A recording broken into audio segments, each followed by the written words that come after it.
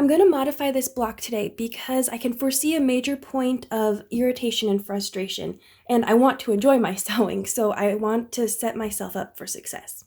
But before I explain how and why I'm going to do this, I just want to give a friendly reminder, make sure and double check that your pattern pieces are printing to scale. I've personally been having a problem with this, and trust me, you do not want to do all of this work and then find out that you're like 1/8 of an inch, 1/4 of an inch off.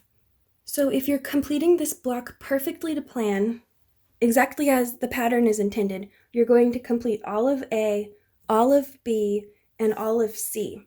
Then you're going to piece your A and B sections together, and then finally your C section.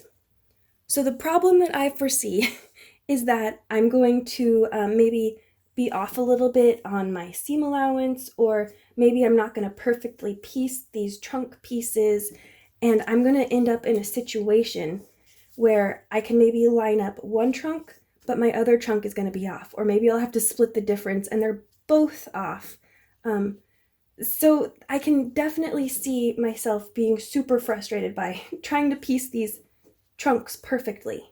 So originally I thought maybe I would keep my C section in 2 pieces, and I would piece my trees completely, and then I would piece it down the middle.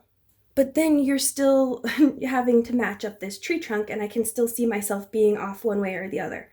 So I'm going to go out on a limb here and try to modify this pattern in a way that makes it so each of my trees only have one tree trunk piece. Okay, I've got Tess and June all taped up, and I've got to make a couple decisions.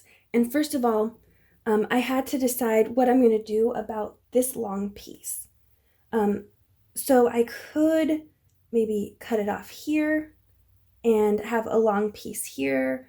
I could maybe cut it here and have a little piece. You just have to figure out how you want to piece it together. And I decided that I think it's going to be easiest if I extend the line all the way down, and then I can cut and piece this strip traditionally and just completely omit it from the paper piece pattern. So it'll just be a strip that I use to join the 2 pieces together later on. Then from there, I'm thinking I'm going to cut my pattern along this line all the way to the trunk and down, and then I'll cut the pattern here and down, and what I'm going to end up with is a 3-piece pattern for this tree. And I'm going to do something very similar over here. I'm going to pull this line down. I'll just freehand it since this is just a demo. And add my seam allowance. And then I'll cut it along the same lines. So at this midpoint and down the trunk here, and then I'll have 3 pieces, and I'll cut it out and show you what that's going to look like. Okay, so this is what we're working with. Completely omit this piece here. Just going to cut and piece it traditionally.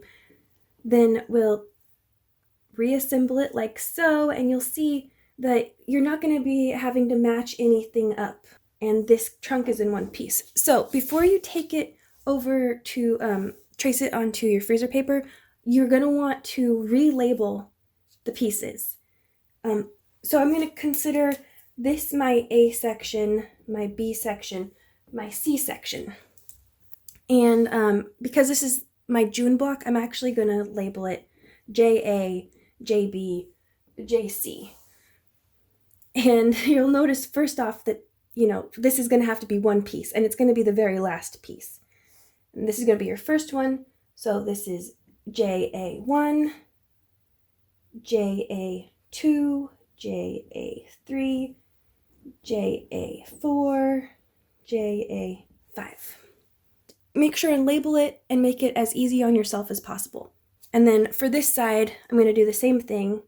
This will be my TA section, TB, TC.